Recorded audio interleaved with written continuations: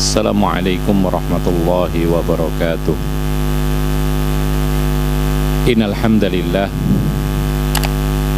nahmaduhu wa nasta'inuhu wa nastaghfiruh wa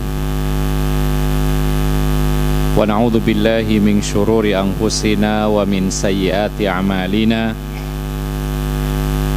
May yahdihillahu fala mudhillalah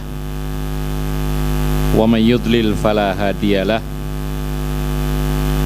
Asyhadu an la ilaha illallah wahdahu la syarika lah wa asyhadu anna Muhammadan abduhu wa rasuluh salawatullahi alaihi wa ala alihi wa sahbihi wa man tabi'ahum bi ihsanin ila yaumiddin wa sallama tasliman katsira, amma ba'd.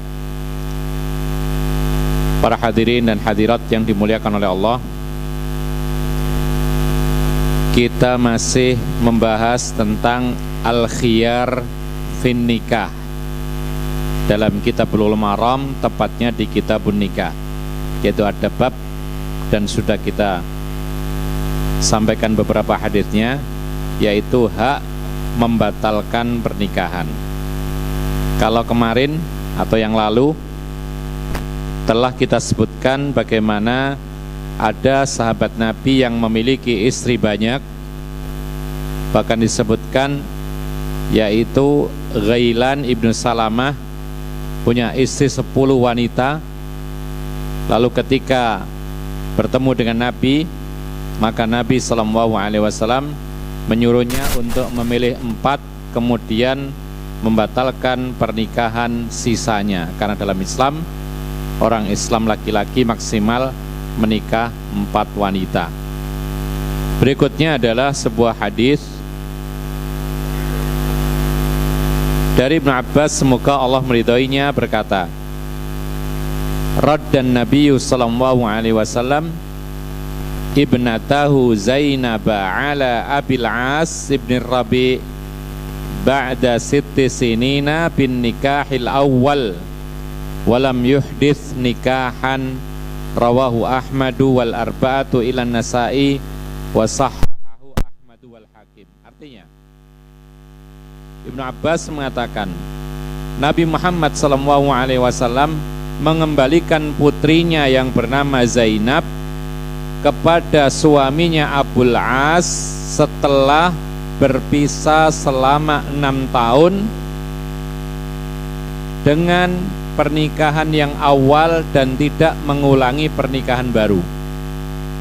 Hadis ini riwayat Ahmad, kemudian juga 4 ahlus sunan kecuali Nasa'i dinyatakan sahih hadis ini oleh Imam Ahmad dan juga Imam Al-Hakim, dan juga Al-Albani rahimahullah dalam kitabnya Irwaul Ghalil menyatakan hadis ini adalah hadis yang sahih. Demikian pula Imam Bukhari menyatakan hadis ini adalah hadis sahih. Intinya, ketika Rasulullah SAW diangkat menjadi Nabi dan Rasul, ya, maka mulailah satu persatu manusia masuk Islam. Dan yang paling dekat adalah Khadijah bintu Khuwailid, istri Rasulullah SAW. Lalu bertambah. Kemudian salah satu putrinya Nabi, yaitu Zainab, yang punya suami Abul As, itu juga masuk Islam. Siapa masuk Islam? Zainab. Kemudian Zainab pun ikut hijrah bersama Rasulullah. Ya, Zainab ikut hijrah bersama Rasulullah, berpisah, yaitu Abul As selama 6 tahun.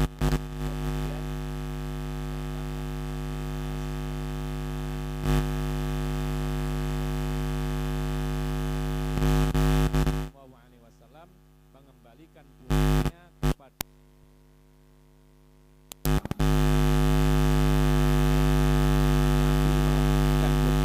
Abul As tanpa pengulangan nikah, tanpa tajdid an-nikah. Kaum muslimin dan muslimat yang dimuliakan oleh Allah, maka hadis ini menunjukkan kepada kita ketika ada suami istri kafir, apapun agamanya, mungkin Nasrani atau Yahudi atau yang lain. Yang penting ada suami istri bukan orang Islam, ya. Lalu tiba-tiba istrinya masuk Islam, maka tidak boleh disatukan antara perempuan yang muslimah dengan laki-laki yang kafir. Tidak boleh dipisahkan. Terus bagaimana si wanita ini menjalani masa iddah? Karena tidak mungkin dia langsung menikah dengan orang lain. Dia menjalani masa iddah. Lalu kemudian bagaimana dengan suaminya? Maka di sini apabila suami tidak masuk Islam, ya, kemudian istri masuk Islam dahuluan, habis ternyata tiba-tiba suami masuk Islam, maka para ulama sepakat seperti ini langsung dikumpulkan kembali, tidak ada tajdid nikah, tidak perlu diperbarui nikahnya. Sekali lagi, suami istri dua-duanya bukan muslim, lalu kemudian si istri masuk Islam dahulu, maka dipisahkan dengan suaminya. Karena tidak mungkin suaminya kafir, istrinya muslimah. Lalu ketika itu si istri menjalani masa iddah, dia tidak boleh menikah dengan orang lain kecuali menjalani masa iddah. Nah, di tengah masa iddahnya, sang laki-laki yang dipisahkan tadi masuk Islam. Maka para ulama sepakat segera dikumpulkan dan tidak ada pembaharuan nikah, tidak perlu. Ini kondisi yang pertama. Kondisi yang kedua, kasusnya sama, si wanita menjalani masa iddah sampai habis. Dan suami baru masuk Islam setelah masa iddah. Misal, ya, setelah setahun wanita ini masuk Islam, baru suaminya nyusul masuk Islam. Atau setelah 2 tahun si istri masuk Islam, baru kemudian suaminya nyusul masuk Islam. Atau bahkan 6 tahun sang istri sudah masuk Islam, baru kemudian sang suami nyusul masuk Islam. Maka para ulama mengatakan, kalau si istri belum menikah dengan yang lain, dia boleh menikah dengan yang lain. Karena sudah habis masa iddah. Dan ketika habis masa iddah, suaminya atau mantan suaminya ini belum masuk Islam juga. Maka wanita itu ketika masuk Islam duluan, suaminya belum, kemudian menjalani masa iddah habis, maka dia boleh menikah dengan laki-laki lain. Lalu tiba-tiba sang suami masuk Islam, maka dia tidak ada hak untuk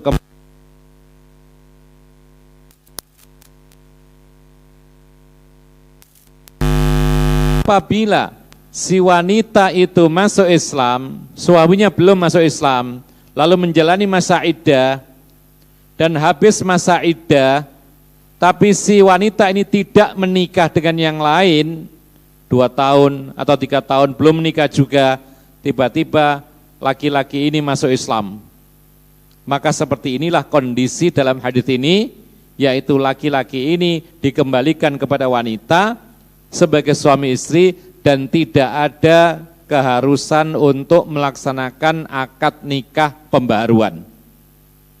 Bahkan dalam hadis ini Rasulullah langsung menggabungkan suaminya, putrinya yaitu Zainab setelah berpisah 6 tahun dan dipastikan 6 tahun itu masa iddahnya si Zainab ini sudah habis.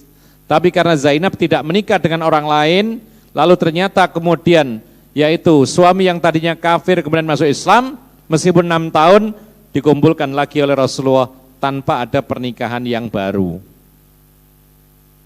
Ma'asyiral muslimin rahimakumullah, untuk kasus yang terakhir ini ada silang pendapat di kalangan para ulama. Jadi apakah ketika laki-laki yang dipisahkan dengan istrinya yang masuk Islam duluan sampai masa iddahnya habis, kemudian laki-laki baru terlambat masuk Islamnya, kemudian dikumpulkan langsung tanpa akad nikah baru lagi atau tidak? Sebagian para ulama mengatakan perlu adanya akad nikah baru. Karena apa? Karena Allah berfirman dalam Al-Quran, lahunna hillun lahum walahum yahilluna lahun. Mereka tidak halal buat laki-laki itu dan laki-laki itu tidak halal buat perempuan itu.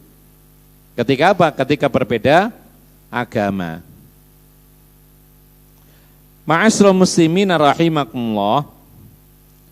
Dan pendapat yang kedua itu dikuatkan dengan hadis yang kedua. Apa itu? Hadis dari Amr ibnu Shu'aib. Beliau mengatakan dari ayahnya, dari kakeknya, semoga Allah meridai mereka, anan Nabiya sallallahu alaihi wasallam radda ibnatahu Zainab ala Abil As binikahin jadid. Qala Tirmidzi hadits Ibnu Abbas ajwadu isnadan wal amalu ala hadits Amr ibn Shu'aib. Amr ibn Shu'aib dari ayahnya, dari kakeknya mengatakan Nabi Muhammad sallallahu alaihi wasallam mengembalikan putrinya Zainab kepada suaminya Abul As dengan nikah baru lagi. Nah, ini bertolak belakang dengan hadis yang pertama. Yang pertama, dikembalikan oleh Rasulullah Zainab kepada Abul As, karena Abul As masuk Islam juga meskipun terlambat sampai 6 tahun, itu dikembalikan langsung tanpa nikah baru. Di sini hadisnya yang kedua, justru dikembalikan oleh Rasulullah dengan nikah yang baru. Tapi kita lihat hadisnya, riwayat Tirmidzi. Tirmidzi mengatakan hadis Ibnu Abbas yang pertama itu lebih kuat, yaitu yang mengembalikan putrinya kepada sang suami tanpa nikah baru, itu lebih kuat.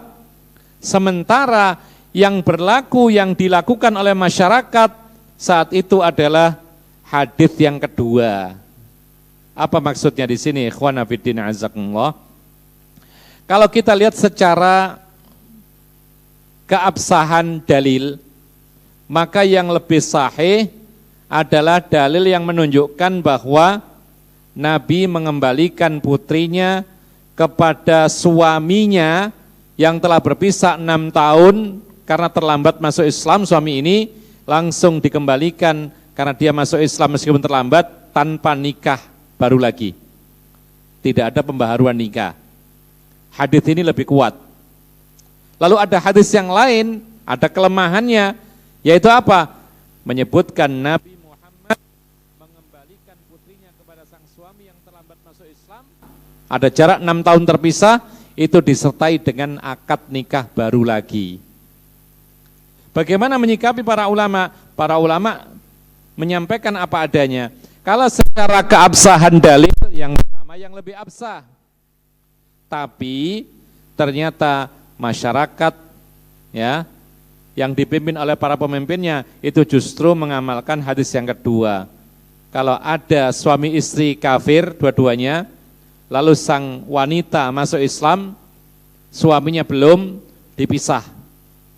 Kemudian si istri menjalani masa iddah, kemudian lalu tiba-tiba selesai masa iddah sekian tahun, 2 tahun, 3 tahun, sampai 6 tahun dan semisalnya, sang suami datang masuk Islam, maka di sini dikumpulkan kembali ya dengan syarat si perempuan ini belum menikah lagi dengan yang lain. Nah, untuk dikumpulkan kembali ini pakai akad nikah lagi atau tidak? Hadis yang pertama tidak ada akad nikah lagi karena pernikahan belum bubar.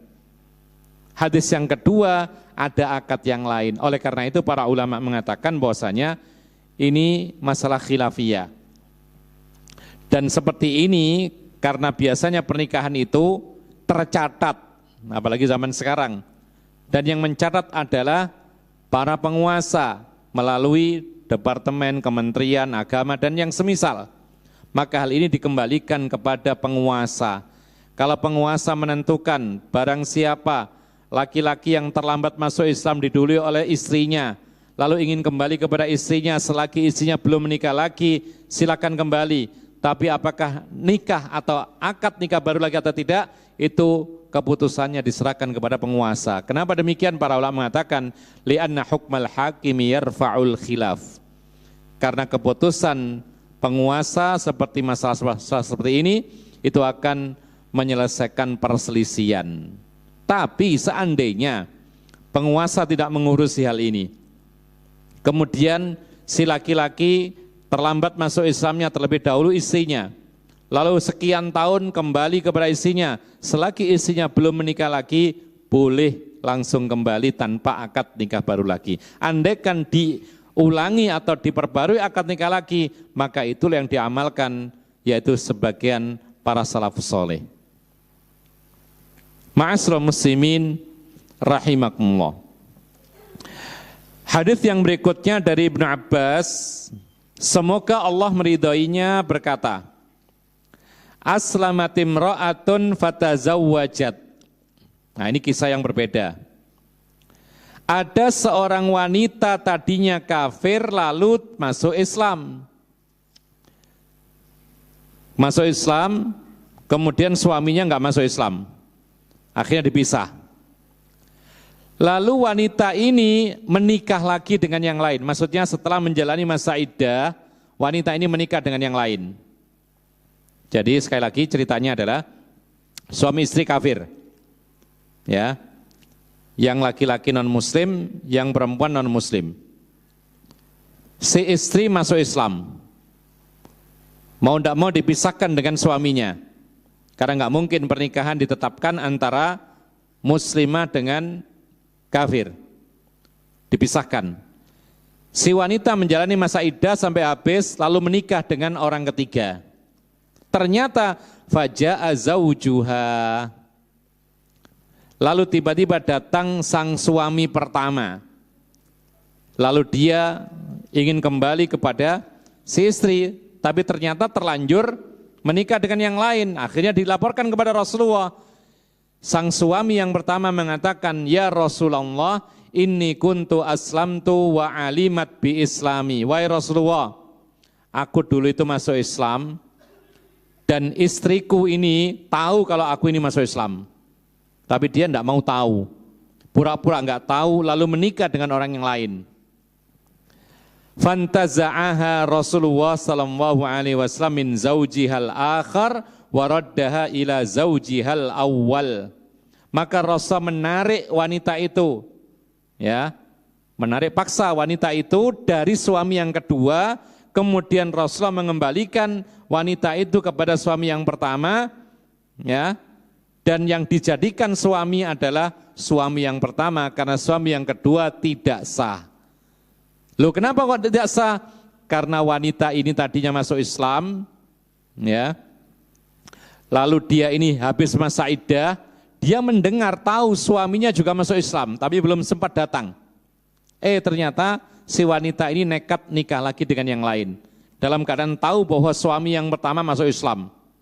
Sudah menikah dengan yang lain, datang suami yang pertama. Kemudian ingin kembali kepada si wanita ini. Lalu kemudian berselisih, dilaporkan kepada Rasulullah. Lalu Rasulullah tahu ternyata apa? Ternyata wanita ini menikah dengan orang yang lain, padahal suami yang pertama tadi sudah masuk Islam. Mestinya dia sudah bisa kembali, tapi ditinggal nikah dengan laki-laki yang lain, maka Rasulullah membatalkan pernikahan yang kedua, mengembalikan wanita ini kembali kepada yang pertama. Dan ini sekaligus menguatkan kepada kita pendapat yang kuat bahwa seorang wanita yang tadinya kafir lalu masuk Islam, kemudian suaminya terlambat masuk Islamnya sampai masa iddah wanita habis, selagi dia belum menikah dengan yang lain, maka sang laki-laki pertama ini ketika masuk Islam, maka dia dikembalikan tanpa nikah yang baru lagi. Buktinya Rasulullah langsung mengembalikan si wanita itu kepada laki-laki yang pertama. Kenapa demikian? Karena laki-laki yang pertama ini sudah masuk Islam terlebih dahulu meskipun masa iddahnya wanita tersebut sudah habis. Dan pernikahan yang kedua bagi si wanita ini adalah nikah yang batal. Pertanyaannya adalah, kenapa kok tidak disahkan dua-duanya? Suami yang pertama masih sah, suami yang kedua juga sah. Dijawab oleh para ulama, ini menunjukkan bahwasanya wanita tidak boleh mempunyai dua suami. Tidak bisa. Kalau ada wanita punya dua suami, maka pernikahan yang kedua batal. Oleh karena itu ikhwan fiddin azakumullah, berbeda dengan sebaliknya.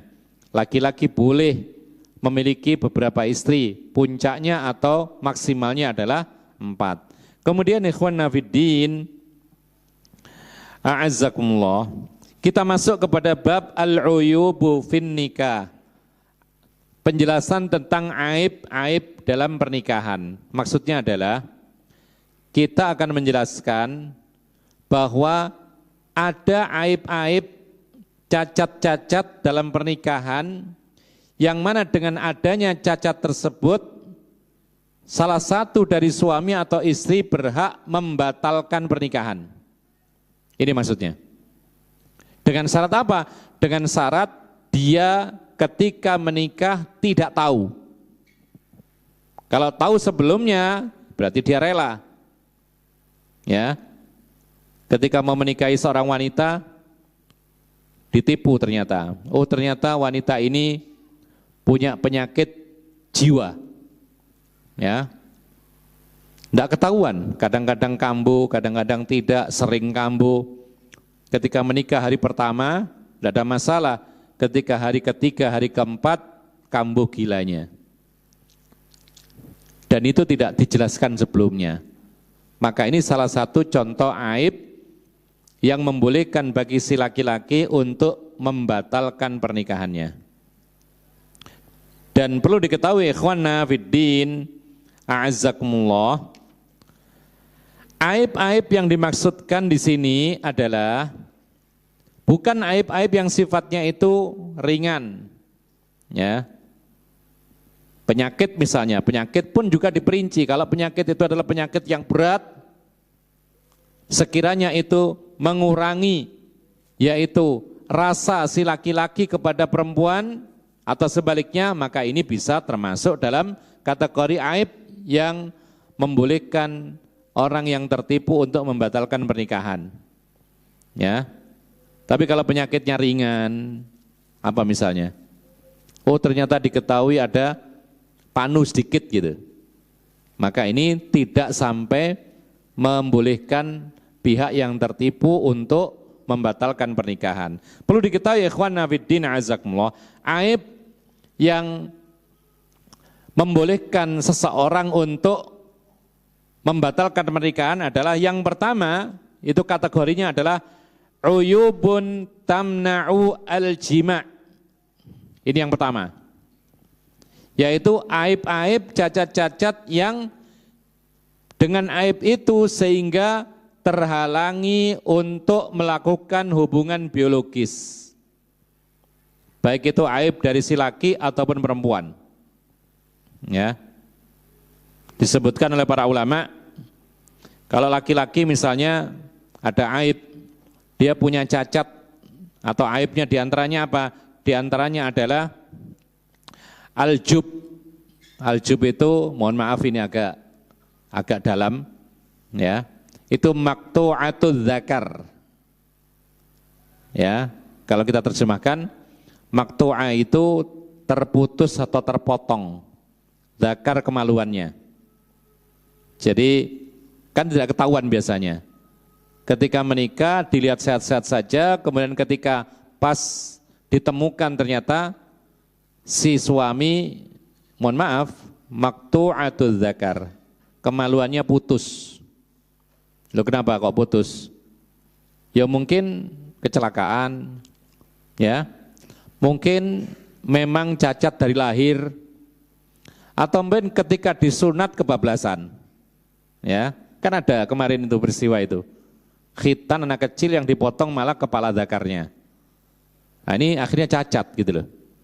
Ya, makanya kalau khitan itu cari orang yang ahli, jangan sembarang. Terutama kalau mau mengkhitan anak bayi, Ya, itu lebih sulit daripada mengkhitan anak yang sudah besar. Karena apa? Karena zakar anak bayi itu masih selaputnya itu masih lengket, sehingga perlu dibuka dahulu.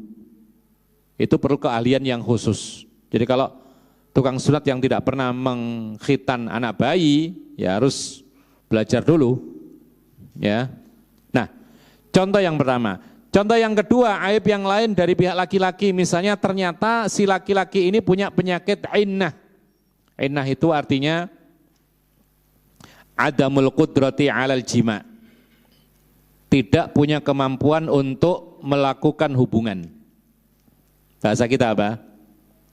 Bahasa kita mungkin lebih dekat impoten.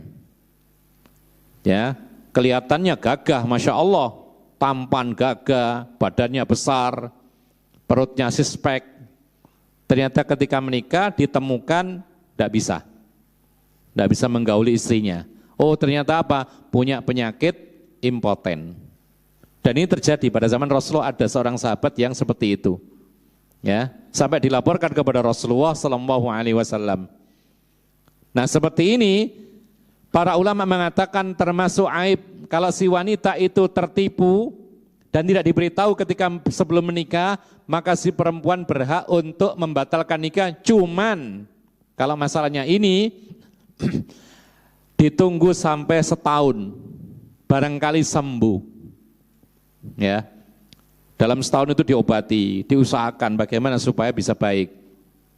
Kenapa ditunggu setahun? Para ulama mengatakan karena bisa jadi penyakit ini ada kaitannya dengan musim-musim tertentu. Dalam setahun itu ada musim dingin, mungkin alergi dingin.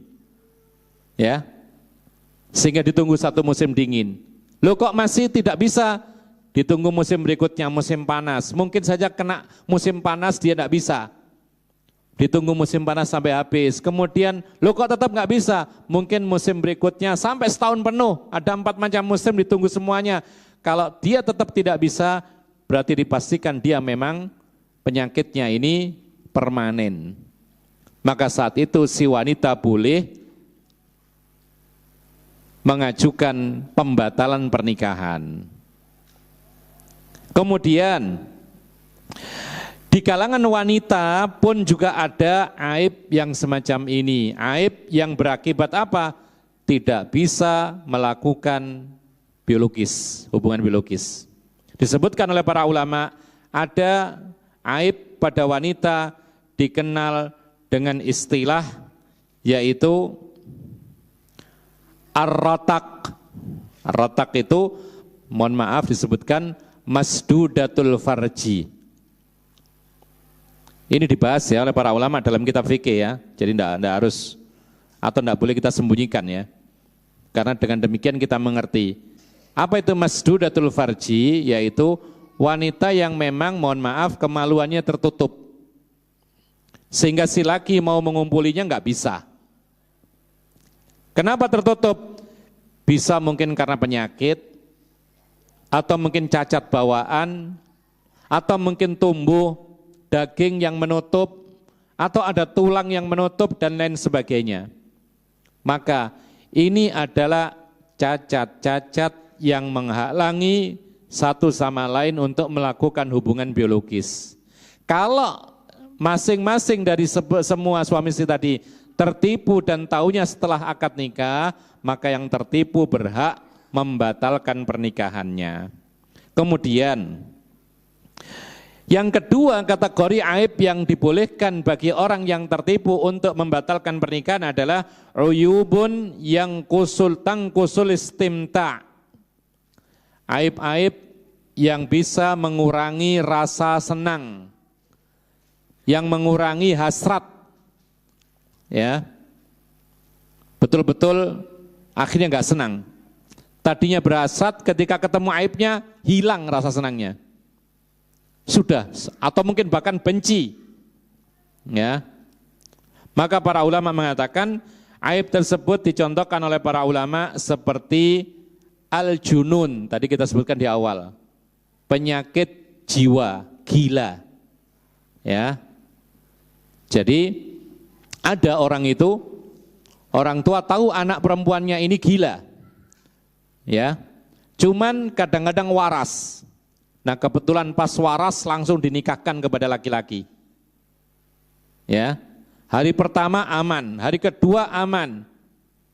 Kemudian ketika ada sedikit masalah, kumat gilanya. Lalu kemudian laki-lakinya kaget, loh kok kayak gini? Saya tidak tahu kalau seperti ini. Ditanyakan kepada walinya, emang ini gilanya lama atau sekarang saja baru? Oh memang dulu itu sudah begitu. Kadang-kadang gila, bahkan sebelum menikah lebih sering lagi gilanya. Maka seperti ini si laki-laki berhak yaitu mengajukan pembatalan nikah. Atau dari pihak lakinya yang punya penyakit gila, sama. Perempuan ketika mendapati suaminya dan tertipu ternyata suaminya ada penyakit gilanya, maka dia berhak untuk membatalkan pernikahannya. Perkataan kita berhak ya, itu bukan berarti harus. Tapi maksudnya adalah dia berhak milih antara terus, sabar, rela, atau batal. Ini maksudnya. Sama dengan kemarin dalam jual beli misalnya, ada seorang jual beli atau beli sesuatu lalu kemudian ada cacatnya. Dia berhak membatalkan, dia berhak juga rela, sabar, minta ganti sama Allah.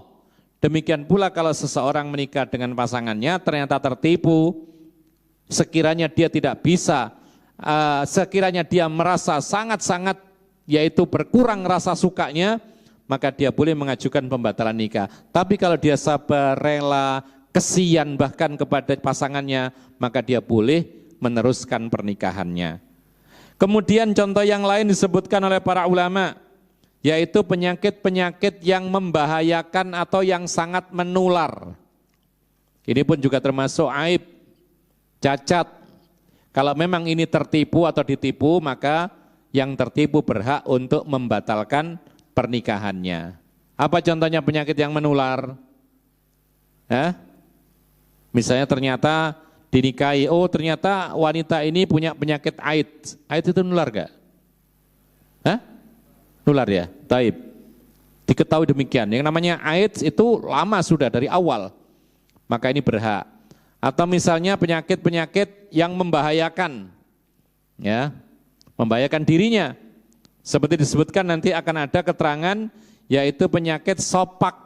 Apa sopak itu?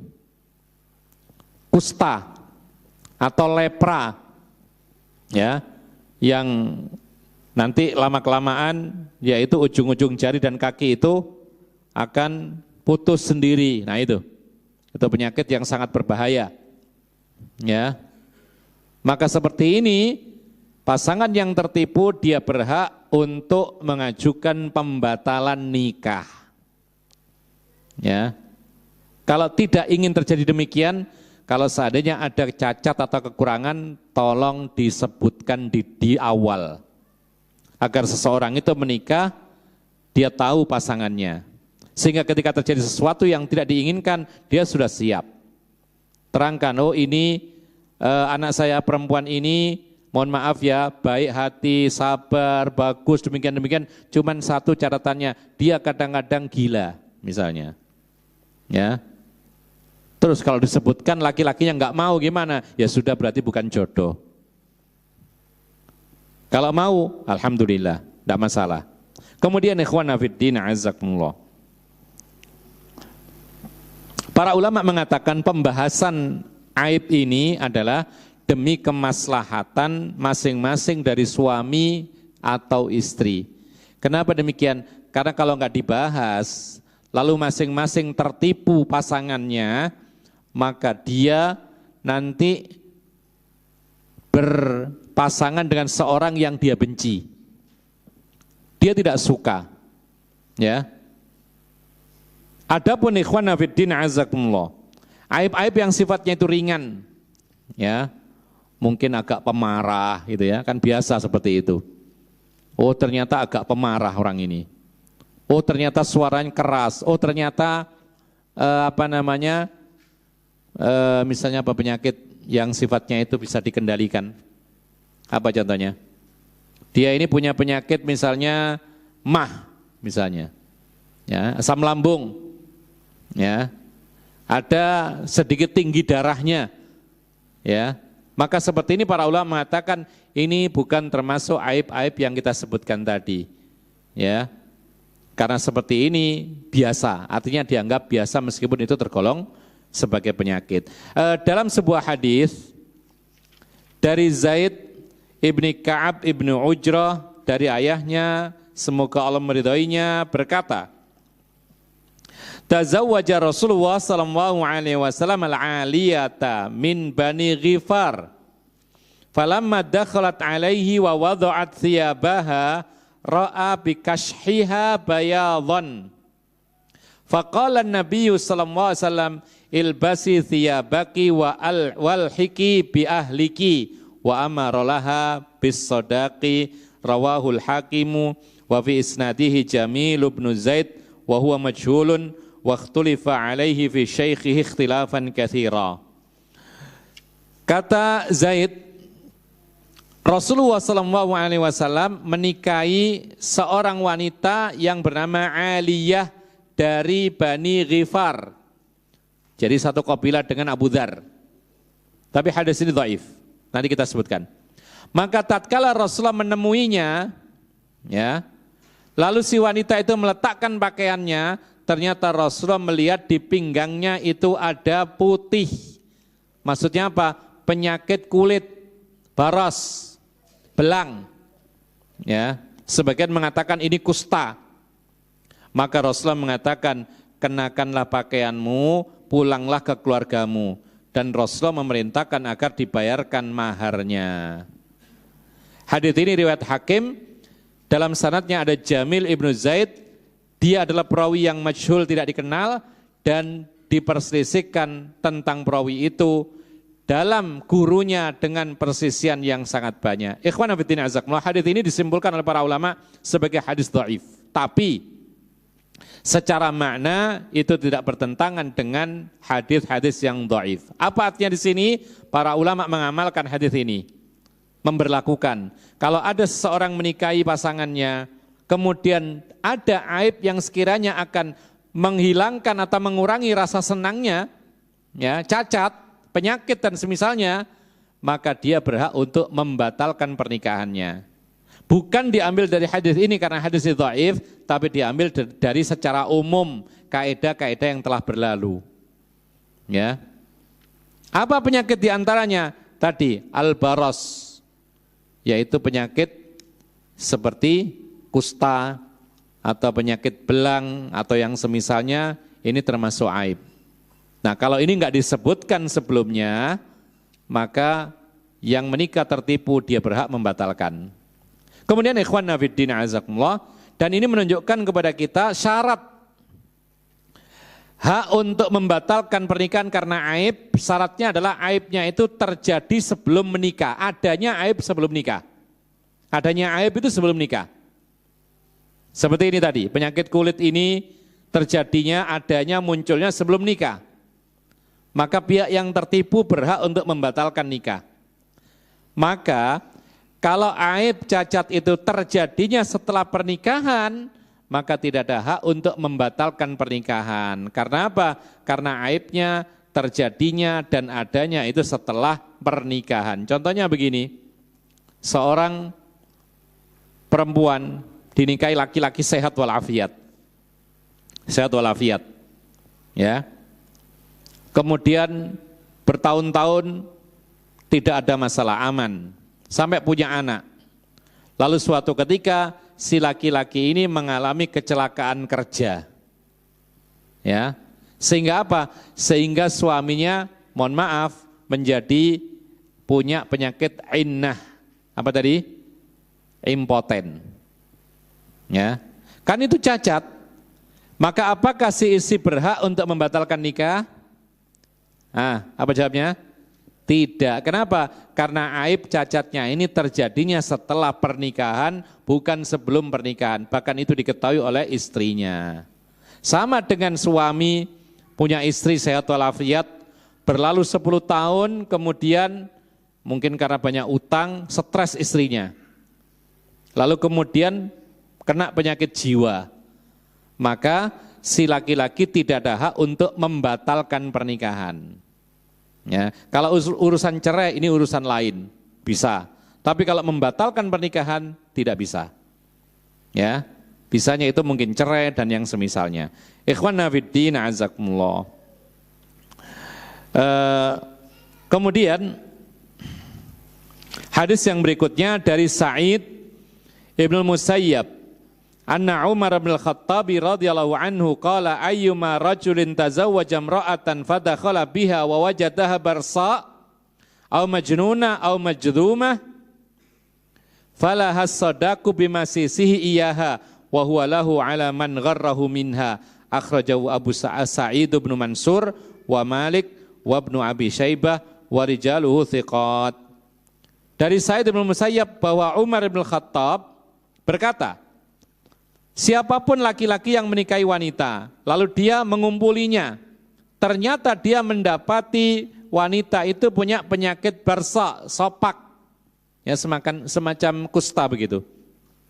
Atau mendapati istrinya ternyata ada penyakit gila, atau punya penyakit lepra, maka wanita itu mendapatkan maharnya karena sebab telah disentuh oleh suaminya. Dan sang suami berhak menuntut mahar yang telah diberikan kepada istrinya itu kepada siapa yang menipunya. Jadi merujuk kepada yang menipu. Misalnya yang menipu siapa? Orang tuanya si perempuan, berarti minta ganti rugi kepada orang tua perempuan.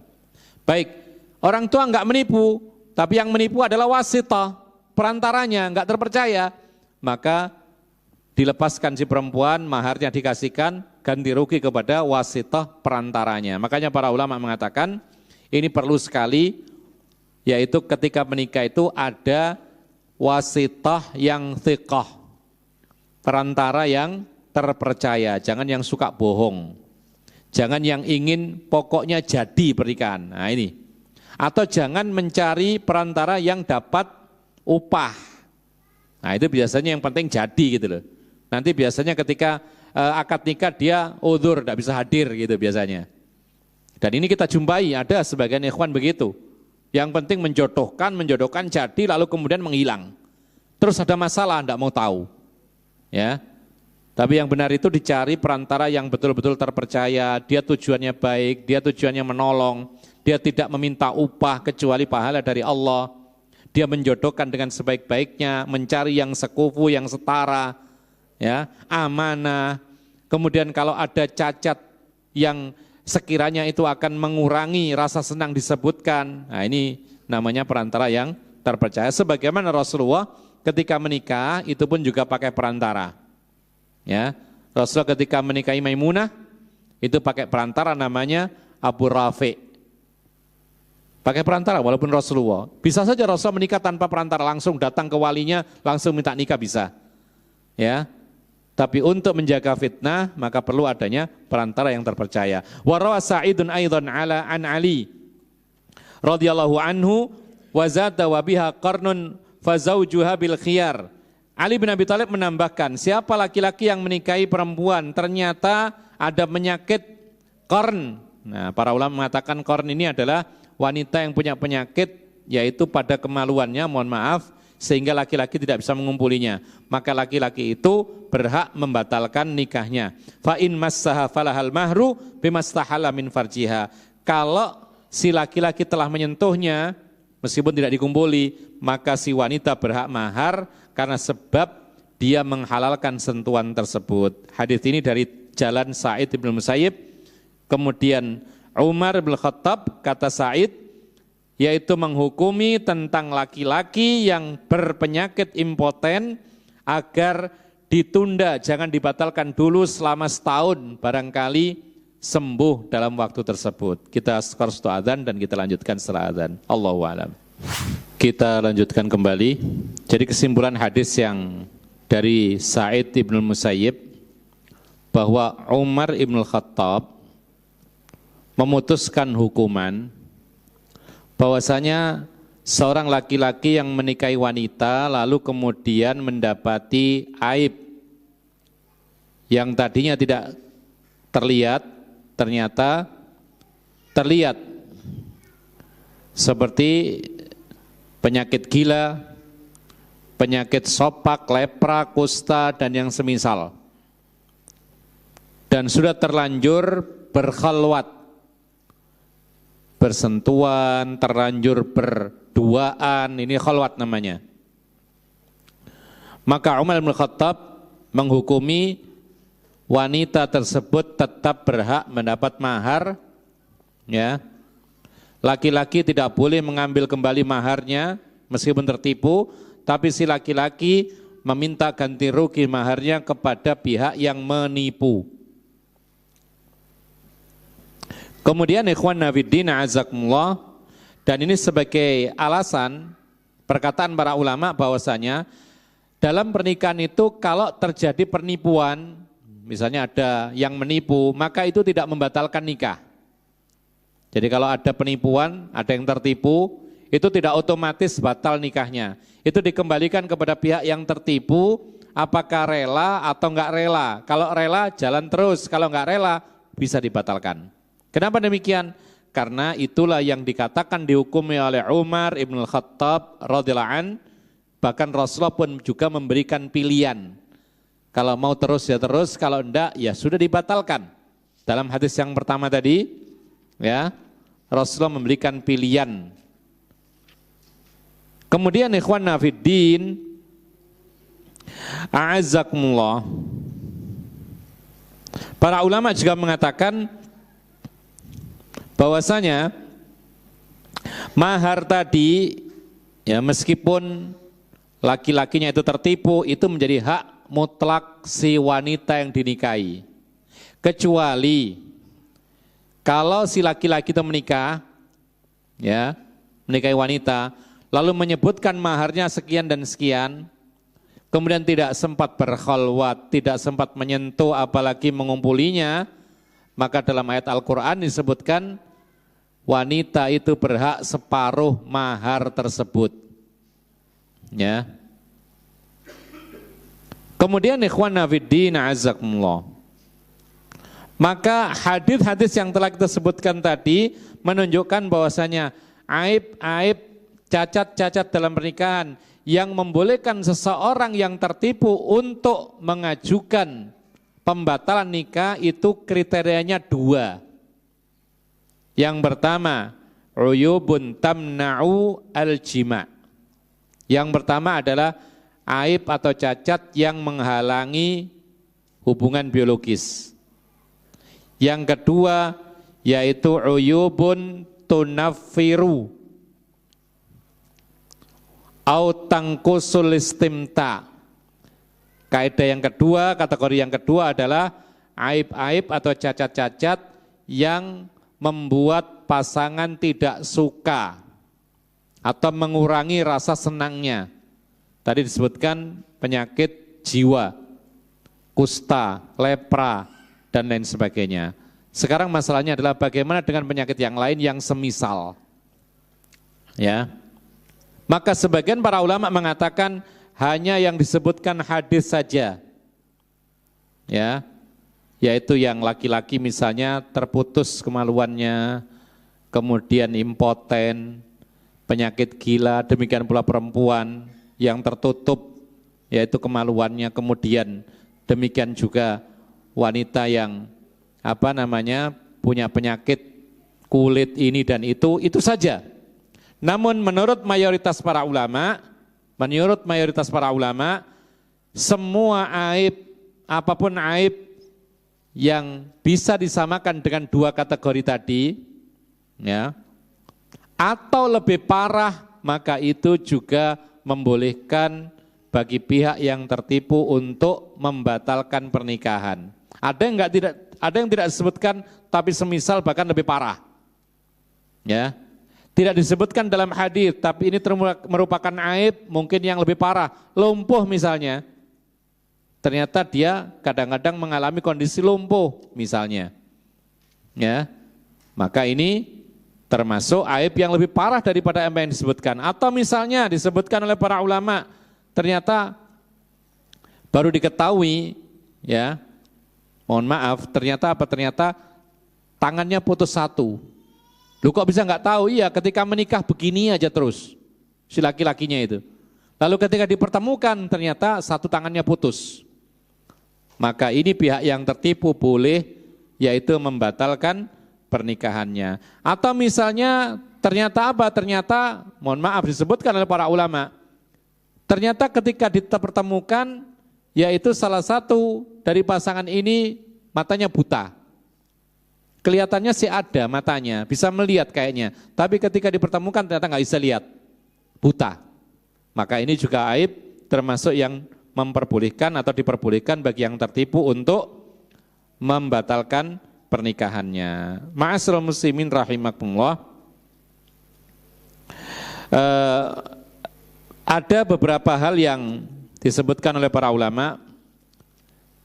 Apa itu? Diantaranya adalah merupakan permasalahan seandainya laki-laki menikahi wanita.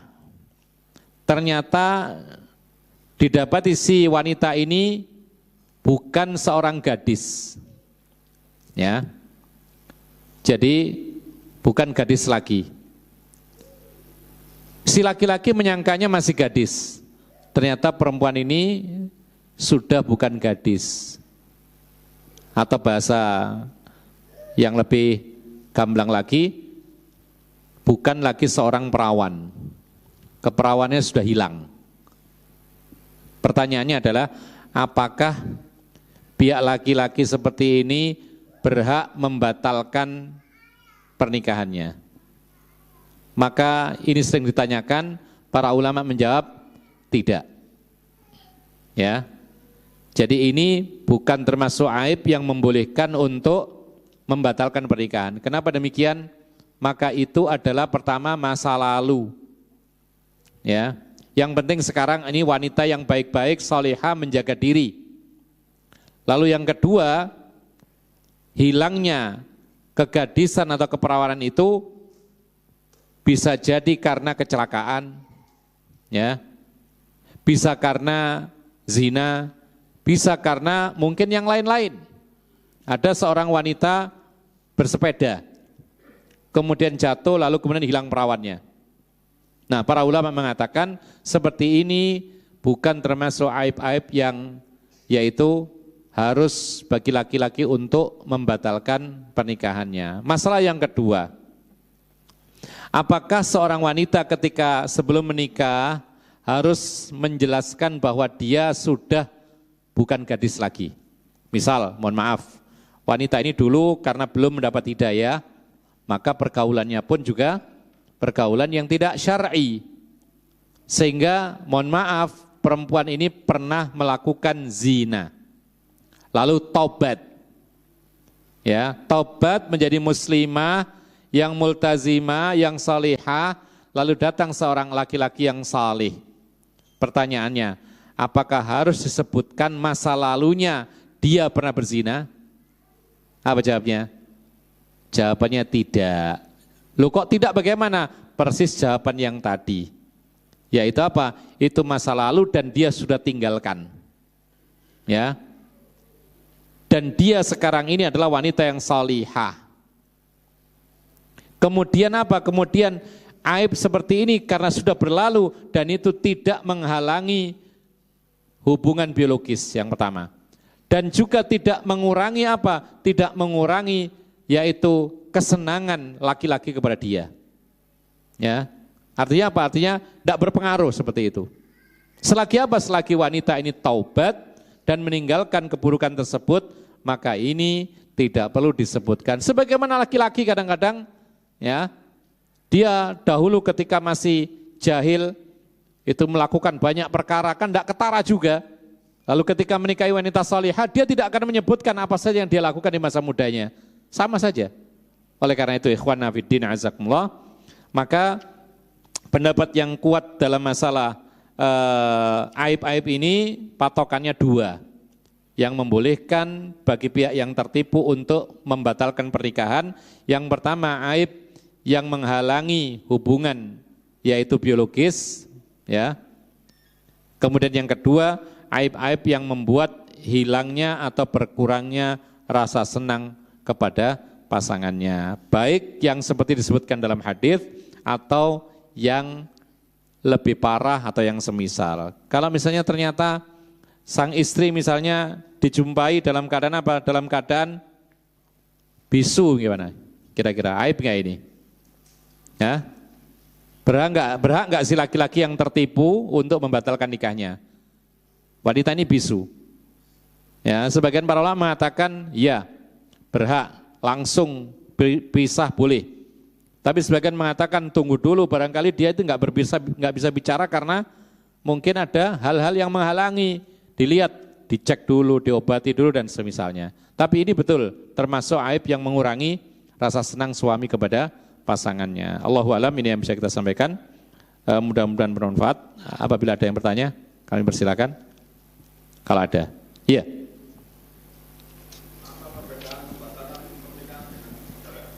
Apa perbedaan antara membatalkan pernikahan dengan perceraian? Jawabannya adalah membatalkan pernikahan itu tidak ada konsekuensi angka 1, 2, 3. Itu membatalkan pernikahan. Jadi tidak perlu laki-laki mengatakan kamu saya cerai. Tinggal apa? Tinggal melapor kepada mahkamah, kalau kita kan KUA ya. Maka kemudian diputuskan dihapus pernikahan yang sudah ada seperti tidak pernah menikah. Jadi masing-masing orang lain lagi. Itu pembatalan nikah. Dalam bahasa Arab namanya faskhun nikah.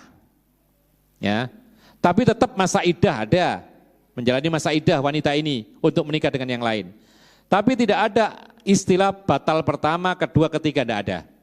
Ya sudah, batal, kemudian seperti tidak ada apa-apa, bukan suami istri lagi, nanti suatu ketika kalau memang cocok untuk menikah, boleh menikah lagi. Dengan akad yang baru.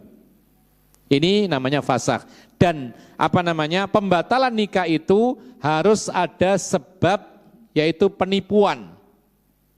Ya, atau kalau ada sebab, yaitu dalam Islam itu memang tidak boleh dijadikan suami istri. Contoh, ada suami istri, sudah menikah, sudah berhubungan, tiba-tiba ada seorang wanita mengatakan, kamu berdua ini kakak adik, karena aku pernah menyusui kamu dan istrimu, jadi satu.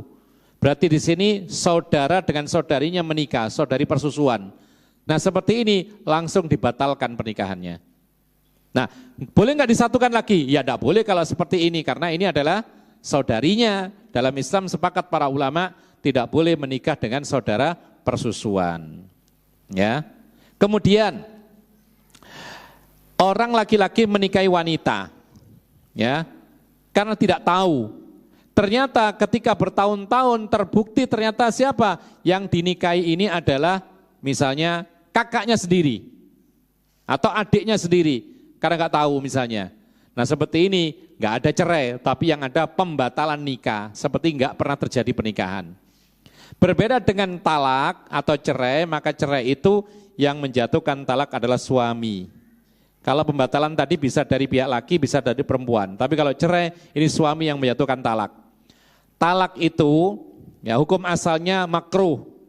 Tapi kalau ada sebab yang membolehkan, maka jadi boleh. Ya, bahkan kadang-kadang dianjurkan, misalnya kalau suami melihat istrinya bangkang, ya, tidak mau sholat, tidak mau ini, selalu berbohong dan sebagainya, dinasihati nggak bisa, kemudian sudah dilakukan tahapan-tahapan nggak bisa, maka diceraikan lebih baik. Nah, cerai ini setelah cerai yang pertama ini ada masa iddah.